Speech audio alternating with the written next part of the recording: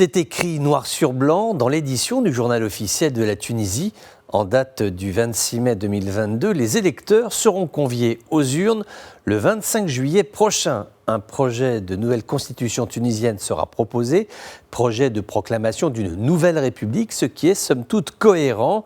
Les deux derniers textes sont caducs, la constitution de 1959 n'est plus d'actualité, celle de 2014 a quasiment été abrogée par les mesures du président Kais Saied, gel des activités parlementaires, limogeage du Premier ministre et refonte de l'équipe gouvernementale. Alors ce référendum revêt une part de mystère. Il avait été évoqué l'existence d'un comité supposé se réunir pour préparer le contenu de la future constitution. Or, à ce jour, personne ne sait si ce comité existe réellement et si tel est le cas, qui le compose, quelles sont les personnalités tunisiennes impliquées dans le processus. Pour l'instant, le seul moyen d'avoir une esquisse de réponse est d'observer l'agenda du président Saied et qui reçoit dans son bureau au palais de Carthage. Des noms de juristes apparaissent sur l'agenda, pour n'en citer que trois: Sadiq Belaïd, Amin Marzouf, ainsi que Mohamed Saleh bin Issa. Voilà, donc on sait qu'ils se sont vus, ils se sont rencontrés,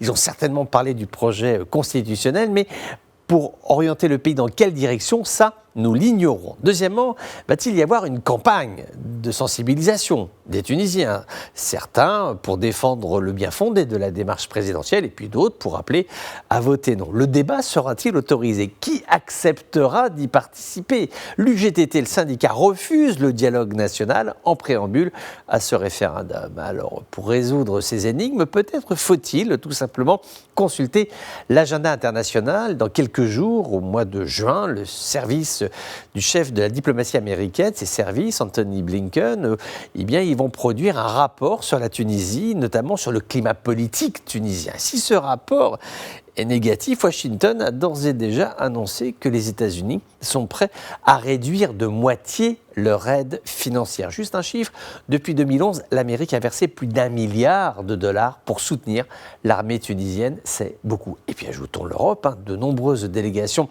se sont succédées à Tunis ces dernières semaines, elles aussi pour évaluer le régime tunisien, elle aussi pour calculer le montant de l'aide à verser ou pas à Tunis. Donc Kais Saied fait très attention aux signaux politiques qu'il envoie parce qu'il sait que cela conditionne le montant des aides financières étrangères et parce qu'il le sait aussi, nombre de pays amis et alliés de la Tunisie sont très inquiets du processus en cours. Le fait que le président tunisien refuse la présence d'observateurs étrangers durant les opérations de vote du 25 juillet pose une question: où va la Tunisie de Kais Saied ?